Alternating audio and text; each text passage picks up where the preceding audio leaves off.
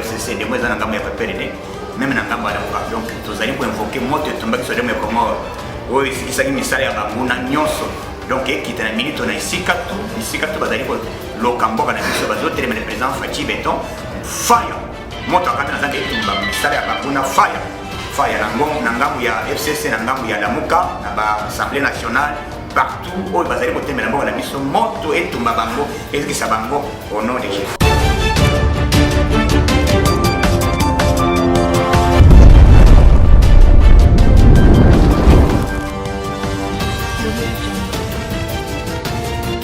Mbote, Congo Kinshasa Mbote Brazzaville, merci pour la confiance et fidélité botira raté coupé sur la magazine d'actualité. Ya mkololo e bandi onga oni ilunga zana lo lendo pe lo fundo représenter les bino ya ngonde to tombeli bino nyonso bolandi bolam.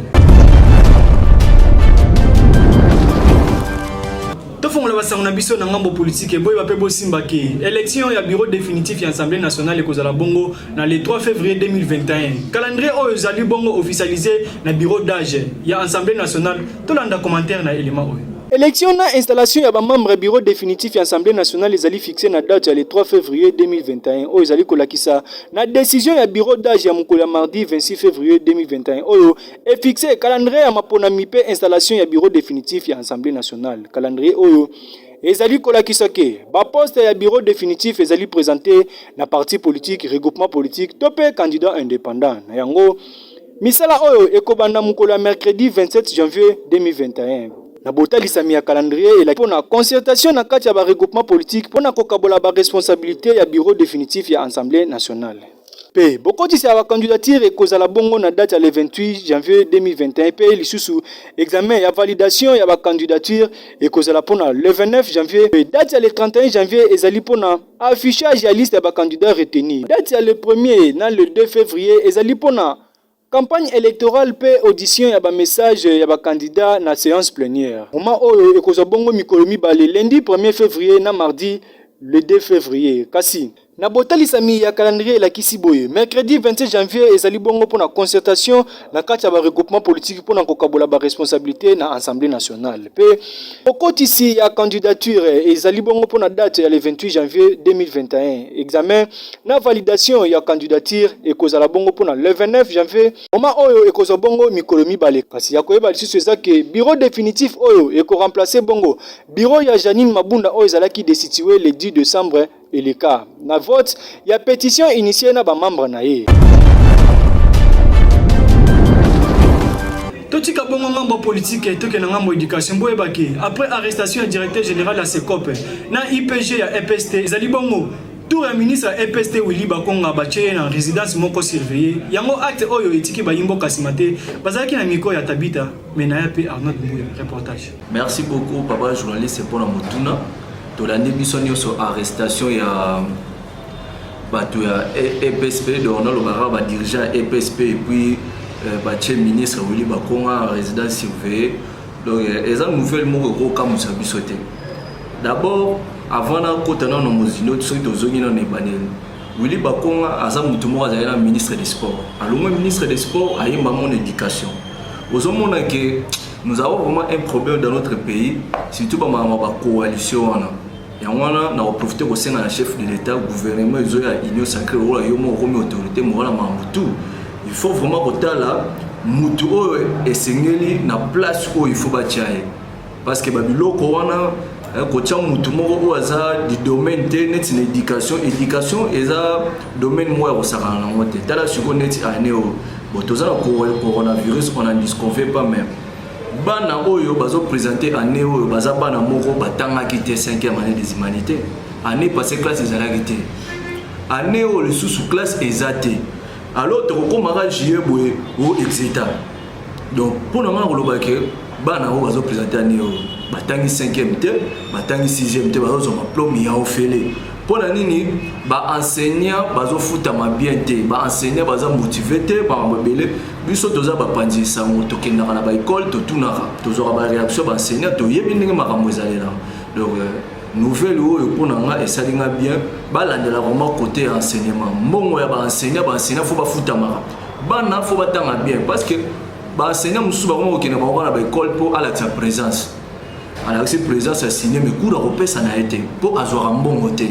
biloko ndenge wana mbongo ba enseignant bozo fotate do balobi 1.5 million ya ba enseignant toujours do izo kina ba poche ya bato moko to yebite enseignant azuta mazo ka biloko parce que na mboko na biso formation pe e bomba makate tant rimer moko bi o mutu moko aliaki mbongo ba enseignant bazo yoka nous souffrons ici tout ba rimer zo sikina ba école mbongo bazo zoate me bato moko bazo lia ba mbongo et puis 1900 école fistige ba école moko lokuta ba école moko de oyo l'État a émis en mode bambon et wapi. Vraiment, merci beaucoup Fatih Béton. Biso tozaka derrière yo tozo soutenir yo. Mutu nyonso oyo azo luka échec ya mboka oyo tozo soutenir ba arrestation na bango tout ba kenepo. Exemple wana batu ba roya sima ba génération na biso tant to komba ministre ya lobby to tambola na droiture to yibate. Merci beaucoup. Merci beaucoup, maman. Willy Bakonga, il est parmi les antivaleurs de la République démocratique du Congo. Beaucoup de gens ont ce qui excellence président de la République a fait sur ordre pour la classe Pamba, c'est une bonne chose. Même aux États-Unis, on peut les étudier.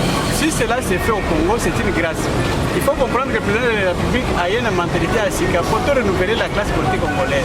Willy Bakonga a suivi le il y a 22 ans, il y a Pamba, après de continuer. En dehors, Willy Bakonga a 19 000 écoles fictives. Il n'existait pas. Plus de 62 milliards de francs congolais. Willy Bakonga a vu na compagnie na ye. Alors, baza batrouve toute une colonie de malfaiteurs, qui ont avancé. Vraiment, avec les antivaleurs, leur place c'est dans la prison.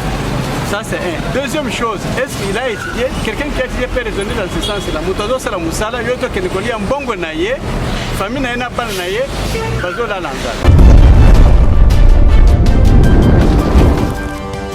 totika ngambo éducation toke bongo na ngambo société ezali kosala pasi pe makomona ndeko mwasi na balate mais azali na alliance na musapi na ye to éviter acte oyo euta wapi pe surtout e koma fréquent awa na ville province ya Kinshasa komona ndeko mwasi na alliance na musapi o fiancé na ngaza na poto ayibisinga na chambo po ba déranger nga kasi azobosa na ke aza kokanga ba chance na ye moko pona libala na ye na yango oboti moko apesaki biano na mituna ya tabita mena ya pe Arnaud Dumbuya. Mais na kopesa conseil na bana na ngai ya basi ndeko na ngai leki na ngai donc en général en bref bagi eza na signification ebele nde biso tongaki toyebi ke awa soki totie eza mpona bamarie awa ezaka alliance moko songolo mpakala mais okomona motu na bali te ozwi alliance oke tia na esika oyo ya motu abala sikoyo différence ekota ekosala nini mobali alingaka bala bia emoni oyo na nzela esepelaki na yo osala marie te motie mais bato mosusu baboyaka dans le sens ke dérangement elekaka mingi onabali mpe nano te naosambela naoprie nanga mpona koevite nazwa kaka natia yango na kati ya mose mpona dérangement nota bakomona kaka na fa marie mais nzoka nde tootia nde erreur soki moto alingi yo na nzela oza libre ya koboya ou ya kolinga mais conseil na kopesa alliance batiaka mpona moto déjà bahonore na moto bahonore te eza pasi mais nakoma yoka na bajeune fille mingi nde tokana na batégresse pomomela mwa siko elekisa mwa temps omona natia yango kaka poske mobali wana azalaka marie ngai aza célibataire aza na alliance natie kaka po esa l'égalité mais ye ahonoraki yo te ahonore moto mosusu parce que yo ozo perdre le temps no pour rien mpona ye donc conseil il faut pas le faire boya yango eza malamu te tika ta ya nzambe laisser le temps au temps nzambe oyo asalaki bala ezala malamu ahonoraki mwasi na mobali babalana alobaki alliance ekota na mosapi mpona honore to honore batata na biso na se mpe na bamama na biso nzambe na conseil na kopesaka yango na moment moko bolinga makasi moment oyo tosolaka na invité du jour na yango mokolo invité du jour na biso tokozala oyo etali arrestation pe condamnation ya ex président ya Seningo Imulunda pona ba popo oyo ezalaki traité tribal. Merci pour vous toujours wana pona olanda biso toujours na cadre ya invité du jour ya magazine na bino nde toyambeli bino lelo moko azali bongo le coordonnateur ya chaîne Yokason Télévision au Mekakoloko le belabiso na o Italie arrestation il y a ex président ya Seni Ngoimulunda après ba popo na yo zaki jugé à la haine tribale on appelle ça moto. Bonjour monsieur les journalistes. Santé madame. Oui, tous allez bien Angola Zambé et au rythme de la grâce. Est-ce que tango yoki arrestation il y a ex président il y a Seni Ngoimulunda comment aujourd'hui qui va proposer oui, vraiment ça fait très mal sali pasi makasi komona mutu na Trump ya Moimulunda oyo agiraki ba élection en 2011 président Seni oyo fallait à l'exemplaire de sur quoi pasteur akende kosala ba propos incitant à la haine tribale. Vraiment ils ont ça la pasi makasi tant que tozonga kolobel kambwana mais tozota la dimension nae to monique il ne mérite pas. Azo mérité le soutien à Kobenga même pasteur parce que pasteur azara muto asangisaka muto ya tchaka batu na kati ya unité na bolingo parce que baté à kabison de bolingo et nous sommes vraiment pas satisfaits aussi de la décision du tribunal étant donné que makambo ya sali batu mingi bakoko tala haine ekoko banda mais guerre ya haine tribal ekoko banda place bosuka to éviter ezaka ba guerre moko ezalaka transversale ya ba génération et transversale à la génération mêlée. C'est pour dire que haine tribale, il ne faut pas condamner vraiment avec la plus forte peine. Ndenge procureur à 5 ans, mais le juge va trouver qu'il va payer 3 ans de prison. Donc selon 3 ans, il y a plusieurs personnes qui vont utiliser le propos tribal tant l'arrestation. Est-ce que notre justice est ça vraiment côté deux points de mesure? Non, il n'y a pas de poids de mesure. Nous sommes en train de dire qu'Ezali Kolandisama na ba période na état lié à la situation politique de la situation Yamboka actuellement. Qu'est-ce que vous allez constater? Actuellement, il y a eu ce vent-là qui a voulu se lever du côté de Kivu, au Bangabassa République de Kivu, et pas plus que dans 2 jours, période Oyo, armée Zaki en alerte dans Katia Katanga pour éviter que Katanga, Bangabassa République de Katanga, et ça s'est coincé dans cette période que le pasteur, en tant qu'homme de Dieu, a qu'une église à donc vraiment, ils ont coup dire difficile à avaler pour dire qu'il fallait vraiment sanctionner la plus haute peine afin que subir peine. Mais malheureusement, nous avons trouvé que PCA 3 ans pour atteinte à l'intégrité du territoire national et incitation à la haine. Est-ce que cela va aboutir à quelque chose parce qu'on a arrestation à Batubélé, après un temps, on va faire sortir? Non, nous allons dire que la justice est indépendante avec l'avènement de l'actuel président de la République, son Excellence Félix Antoine Tshisekedi Tshilombo. Franchement, la justice est maintenant à l'œuvre. Je ne pense pas que ceux qui ont si à la main gauche, la main droite, il n'y aura plus des intouchables dans ces pays. Na Trump Mulunda, vous allez bien vous souvenir que ceux qui ont encore le régime passé, Mulunda n'allait pas être arrêté. Mais tout le monde comprend maintenant que le régime a changé. C'est comme ça que Mulunda a fait l'objet de cette arrestation. Alors, et il a subi la procédure de flagrance et condamnation payée. Est-ce que Azali a arrêté pour Atangi ou soit Azaki n'a pas arrêté ex-président? C'est ce qui fait pour les président actuel. Peine l'arrestation a et s'adapte. Ce que Azaki président actuel. Parce que Moni, on peut juger que non, parce qu'il a parlé pour le président, on ne peut pas juger et tout. Le côté ex-président Joseph Kabila. Et ça lié à ex-président de nouveau président. Ce qu'on l'a dit, vous verrez qu'il y a une complicité, cabale moko préparée entre les hommes qui se disent nous sommes katakata. Donc, préparer pour nous bango, bakota na ba église, bakota na ba ONG, bakota na ba structure, ba bloc rebelle à l'État pour déstabiliser belle province na biso ya Katanga. Or, le Congo est un indivisible. Le président de la République l'avait dit. Le Congo ne sera jamais divisé pendant son règne. Le Congo restera un. Et dans sa lutte et dans ses priorités, c'est l'unification du Congo. Yangozomona, le président met en berne. Donc, Azotia en avant-plan, action pour lutter contre la division au Congo. C'est comme ça, sur cette vision, que la justice est en train de faire son travail parce que la loi est là. Ce n'est pas sur base de Maloba Moutou, parce que Lobaki pour Kabila, mais c'est sur base de la loi. On a trouvé que les paroles étaient incitant à la haine pour diviser le pays. Et on peut qui atteint à l'intégrité du territoire.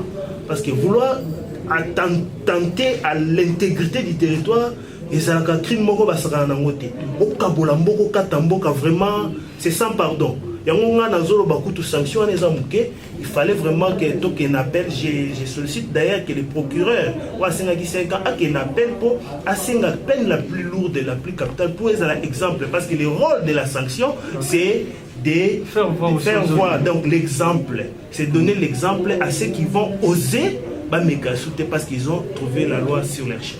Merci beaucoup, Cordon. C'est moi qui vous remercie. Voilà, Nazo rappelle Bino Kazali Bongo, les coordonnateurs de la chaîne Yokason Télévision. Dès Ameki qui répondent à Nabami. Tout na biso na Italie, arrestation puis condamnation. Il y a ex-président, il y a Seningo et Mulunda. Merci pour vous être toujours en appel. Yokason Magoyo, beaucoup vous toujours informé. Tinasuka. Ce qui vous appelle une édition, un grand merci à l'équipe technique et rédactionnelle de Salah Moussala Kitoko. Si ma caméra est qui bongo en de mbou, il y a peu montage qui est assuré na. Il y a aussi ma camba pe édition et bêta qui dada et pas et moko sous zimo ndazaki assisté na. Grâce au nefumbo la paix keren au monde bazaki on a po Moussala e bana kosala na lolenge et longo bani kasi kozala lisumu. Soki na longo awa na 100%. Na remercier bato baza kosala ke biso to zala toujours en forme. Wana na moni le DG. Delphin Tumba bakisela Yokason yemoko azana. Pe lisusu. Les cordons Blaise Kitenge mutumoko bien na bosanité moko jipo héritier Lukonji kasi édition mkwalelo na dediango e pa yemoko mutumoko bien balobi mon avocat patient Mbouyi balobi l'homme zala toujours yo ngamoko oni ilunga tukutani à la fois prochaine.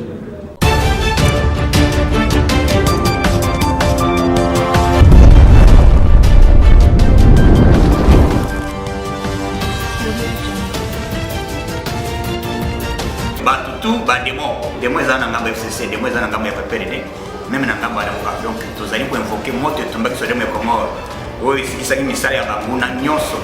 Donc, qui est la minute on a ici quatre bazali ko lokambo kana biso bazote le président Fachi Beton fire. Moi to akata nazanga etumba misali ya banguna fire nangambo ya FCC nangambo ya Lamuka na ba Assemblée nationale partout où bazali ko temela bango na biso moto etumba bango et qui ça bango au nom de Jésus.